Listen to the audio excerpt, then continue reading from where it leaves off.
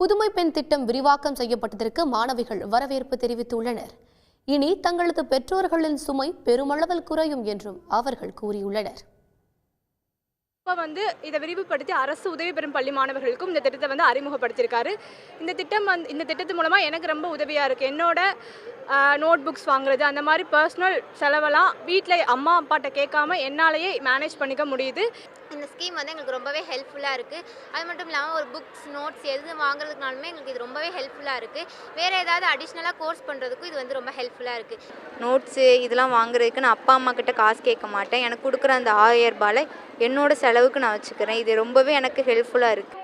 அரசு பள்ளிகளுக்கு மட்டும் 1000 ரூபா கொடுத்தாங்க. இப்போ அரசு உதவி பெறும் பள்ளிகளுக்கும் 1000 ரூபா கொடுக்கறதுனால படிக்க முடியாத பிள்ளைகளும் படிக்க ஒரு வாய்ப்பு கிடைச்சிருக்கு. கஷ்டப்பட்ட பிள்ளைகளுக்கும் வருஷம் 12,000 ரூபா கிடைக்கிறதுனால நல்லா படிக்கிறதுக்கு ஒரு வாய்ப்பு கிடைச்சிருக்கு. உடனுக்குடன் செய்திகளை தெரிந்து கொள்ள சன் நியூஸ் பெல் ஐகானை கிளிக் பண்ணுங்க.